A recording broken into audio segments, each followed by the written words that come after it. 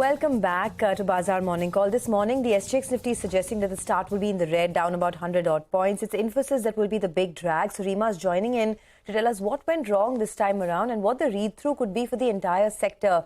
Rima, I was reading a piece that you had put out where one of the analysts was saying that if this is the situation now, that companies like Infy and TCS are reporting weak numbers, God knows what happens when the recession hits the US. But just tell us what are the numbers looking like and what are brokerages saying? Well, let me start with one number, the Infosys ADR and how it's performed post the results.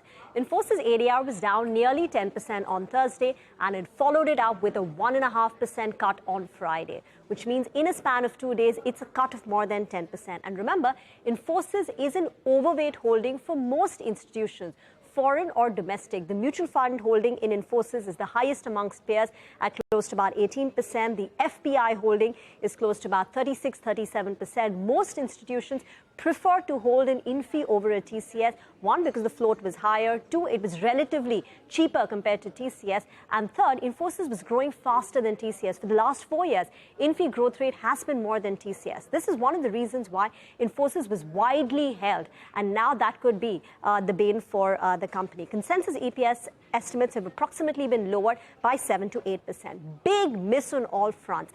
This time, revenues have fallen by 3.2% on a quarter-on-quarter basis, and margins have shrunk by 50 basis points. The reason is that there were unplanned project ramp downs, not just in BFSI, which of course we know is a problem area given the headlines, but even in other verticals like retail and telecom. They also had some project cancellation, something that TCS did not have. Their FY24 guidance is muted because of the uncertain environment. So they're only guiding for a mid-single-digit kind of revenue growth next year, 4 to 7%, and margin guidance too is lower compared to what it was in the year gone by. So margin guidance for next year is 20 to 22%. This, as I said, was a consensus overweight for brokerages. Most of the analysts had, buy ratings, overweight calls on Infosys, and now you are seeing big downgrades. CLSA has downgraded it to an outperform. Nomura has downgraded it to a neutral. JP Morgan, we know, has been underweight on technology for the last couple of months. They further downgraded Infosys to an underweight, and Citi now has a neutral call on the stock. Back to you. Okay, thanks a lot for that. Well, Sumit Jain of ICICI Securities and Moshe Khatri of Wedbush Securities will also be with us in a short while to tell you what you should be doing in case you have Infosys on your list or in your portfolio. But the other big stock in focus is HDFC Bank. The numbers look decent actually this time around. The retail loan growth was very strong, almost 30%. Abhishek is here to give us details on that. Abhishek, morning. Morning, Sonia. So the bank is building itself for the future traction in terms of business momentum, and hence the costs are being incurred right now. However, the quality remains impeccable. So what has worked in this result is that despite the rise in cost of funds, net interest margins have remained stable on a sequential basis, and the NII growth on a YY basis is very strong.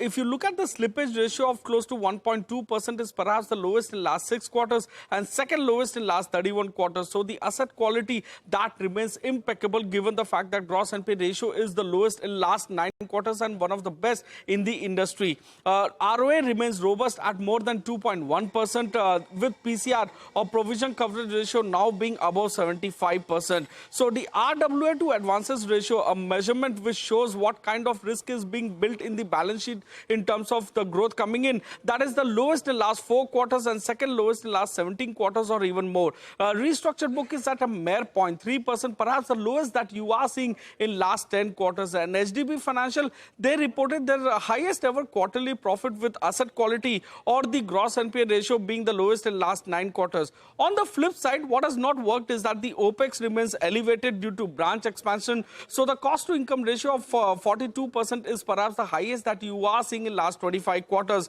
CASA growth rate is below the deposit growth rate, and corporate loan growth that is also below the overall loan growth. So PNL, both in terms of NII and PAT, is below our poll. Back to you. All right.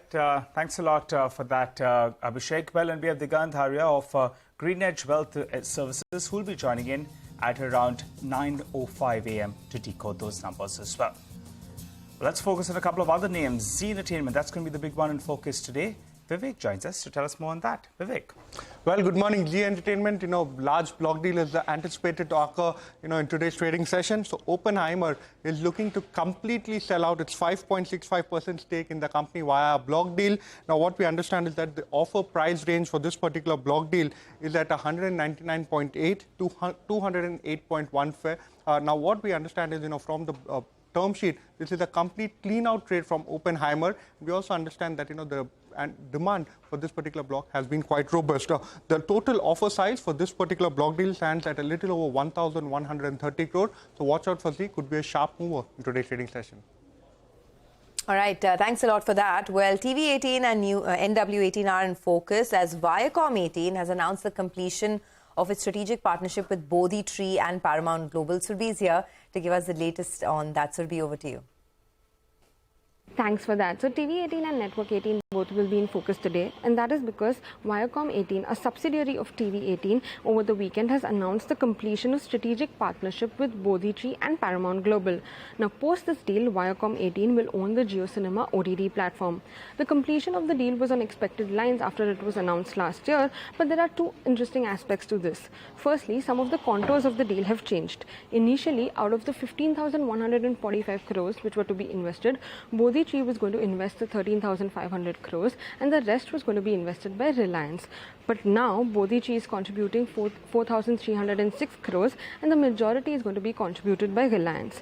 Now, post this deal, Reliance and the group entities will hold 60-odd%. TV18's share will be 13.5%, and both Bodhi Tree and Paramount Global will hold 13% each in Viacom 18. The second interesting aspect is the valuation. Based on the Bodhi Tree's investment, the suggested valuation of Viacom 18 is close to 33,000 crores.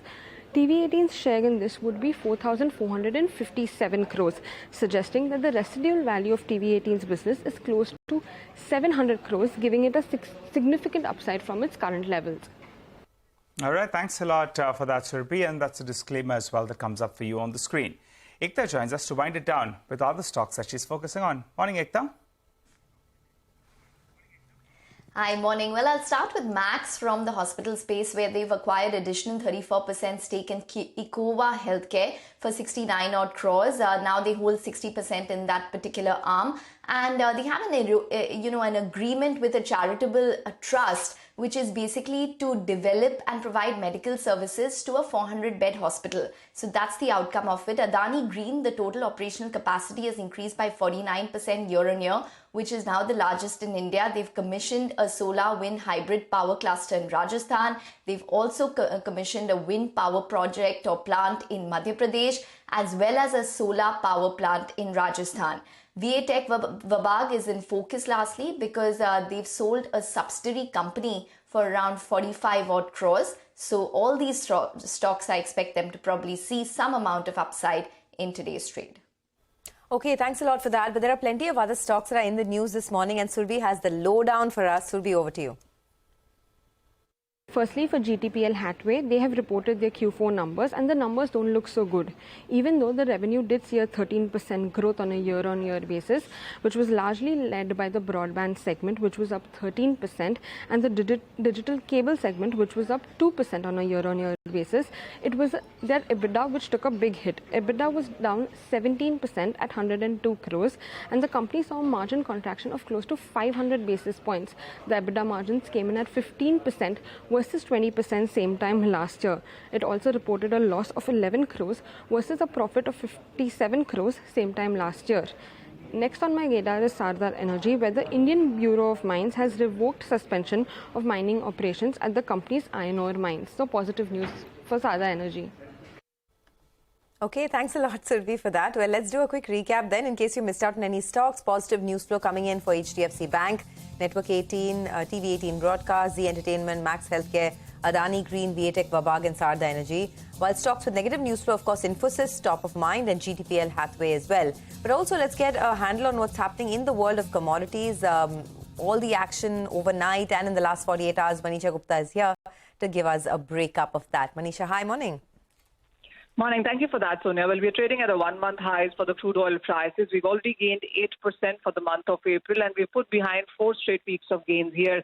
Well, the OPEC flagging downside risk to summer oil demand is something that's weighing onto the markets. But on the other side, it clearly is about Chinese demand coming back with a bang. IEA says that they're looking at record demand forecasts for this year, and the markets now are waiting for the China first quarter GDP data that comes in tomorrow. The profit-taking, though, has come in for the precious metal prices. After constant gains for the last couple of months now, gold prices fell 2% on Friday and are just about holding that $2,000 per ounce. Some profit-taking on silver as well after hitting a one-year high in the previous week there. An important report from Citi says that they are looking at a higher gold average price forecast of $2,050 for this year. So even as we are looking at profit-taking, most markets or most banks and brokerages believe that you are headed for all-time highs for gold in major currencies this year. All right, Manisha, thanks very much. Good speaking with you. And we'll have more on commodities in a bit from now. Prakash Devan will join in for some fundamental stock analysis. Later, on the IT discussion, as promised, we'll have the analyst from ICICI Securities, and we'll have Moshe Khatri as well join in to decode the fourth quarter numbers from Infosys, the disappointment, what could be the stock impact, and what does it mean for the rest of the sector, which is yet to report. So stay tuned. All of that comes up.